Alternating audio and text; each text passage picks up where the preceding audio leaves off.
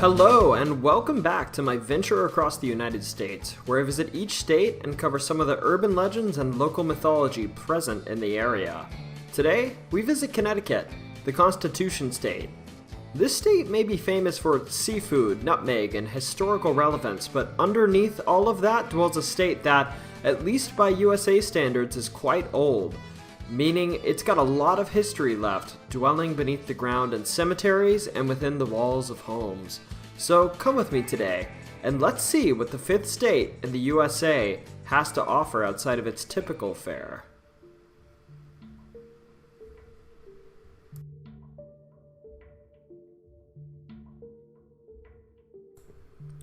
Number 1 is Melon Heads.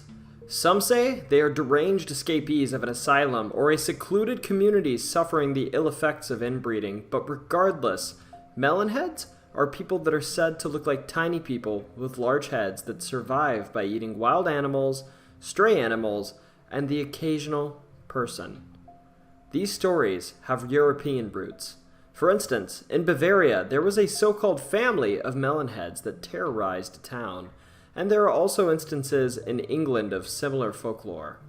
The American variety began after World War II, when people began to move to the suburbs of cities, and rumors started about people who moved to the outskirts of town to lay claim to their own wooded country roads.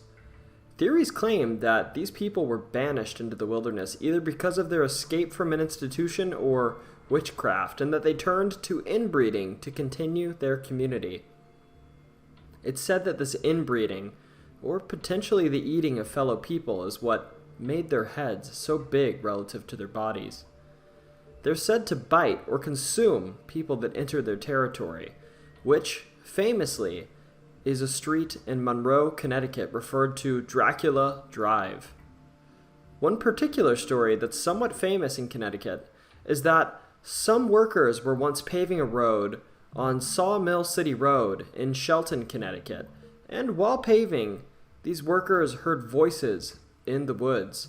Curious, they went to check beyond the trees, but could find nothing, only occasionally hearing branches snap and seeing figures run out of view in the distance on 2 feet. Later, on the same road, biologists were paying a visit to survey some of the trees and check the status of local fungi, but while checking, the group of biologists heard voices, and being biologists, they went into the forest to check, and when they did, they saw oddly shaped humanoid people running from them in the forest.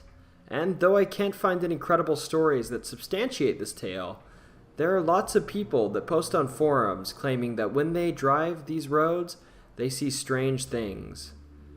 This road, Sawmill City Road in Shelton, Connecticut, is Dracula Drive, the famous road that the Melon Heads are said to inhabit.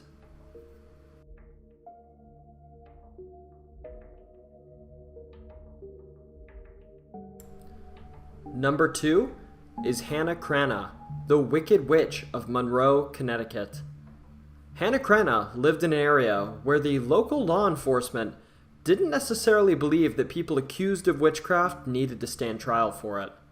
Hanna was born about 100 years after the 1783 Salem witch trials, and her accusations began after her husband died.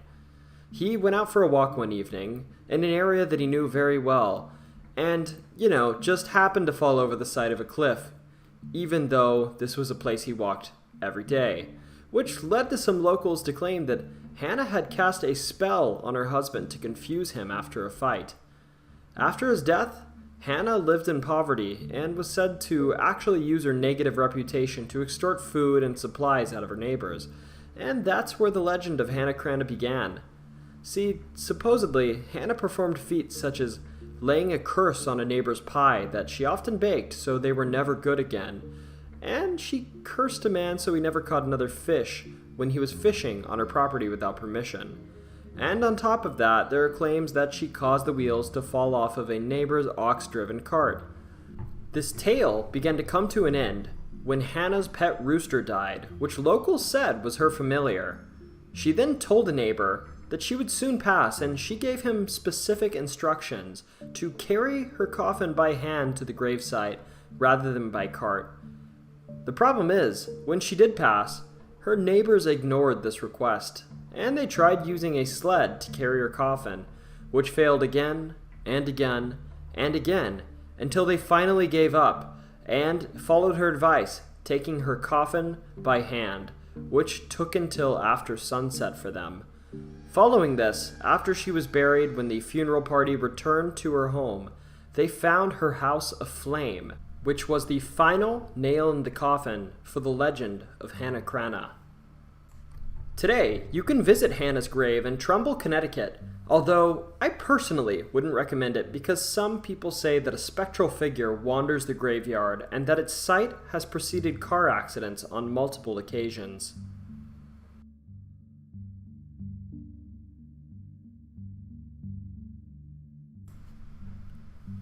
The Middlebury, Little Person's Village.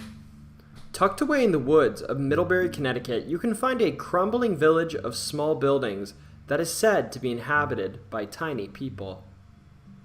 As the story goes, a man and his wife were living a normal life in Middlebury when his wife began to see small people in the woods around their home.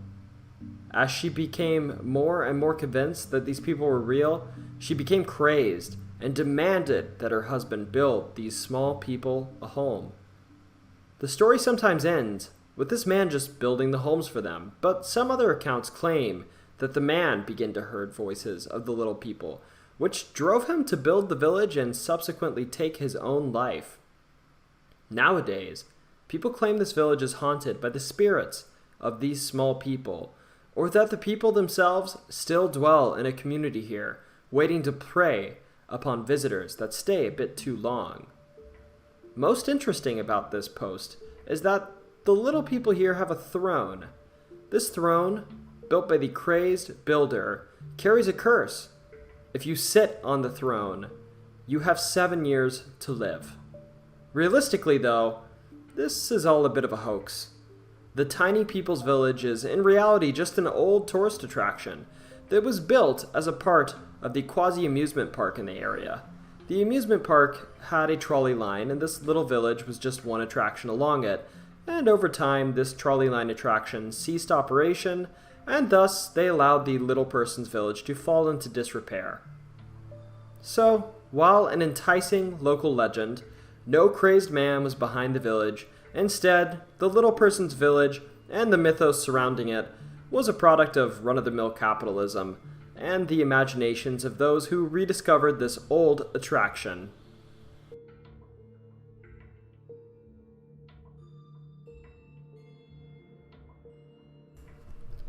Number 4. Gunntown Cemetery in Naugatuck, Connecticut. This cemetery, which dates back to 1790, is officially labeled haunted by the Warrens, a famous team of ghost hunters. This is one of the oldest cemeteries in the area and is said to be home to the restless spirits of a number of people. While there's no specific well-known haunting associated with this site, it seems to be active simply because it's old. Passers-by have heard things such as music, the laughter of children, they've seen a man with a lantern, and they've seen a little boy playing on the walls of the cemetery, who disappears as you get a bit closer. They also report that as you walk near the cemetery, you get struck with a strong feeling of dread, and that you can feel cold pockets of air drifting through it. On top of sightings, photographs have been taken that show orbs or mist on camera, even though these can't be seen by the naked eye. The aforementioned Warrens are a team of demonologists, which have worked on a number of hauntings, such as those that inspired the movies Annabelle, the Amityville Horror, The Conjuring, and many more, and claim that this place truly stands out as haunted.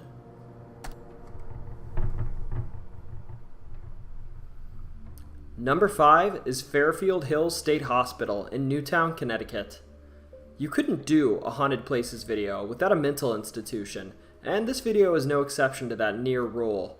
The Fairfield Hills State Hospital is the site of a former mental institution, which is complete with a set of underground tunnels used to shuttle patients to surgery rooms, morgues, and confinement areas. Recently, they've rebranded it adding walking trails to the area, and it is now home to a handful of nonprofits. But despite this, the abandoned buildings of the hospital still stand as an abandoned home for the criminally insane, and this site was operated from 1931 to 1995 to perform treatment, so it had its fair share of practices that would now be considered barbaric. To start, this hospital had a troubling patient-to-staff ratio of 200 to 1 for doctors and 80 to 1 for nurses, and beyond this, the rather small facility housed 4,000 beds at its peak, which led to issues of overcrowding. Additionally, treatments were performed such as electroshock therapy, hydrotherapy, and the famous lobotomy, which led to suicide and death on a number of occasions. While hauntings in this hospital are sparsely reported because the hospital is fairly well locked down, it's said that a young girl's ghost wanders the corridors, and this woman is dressed in a white gown and occupies her days by looking out the windows of the hospital, occasionally being spotted by a passerby. Some accounts even say that she's glowing while she looks out the window.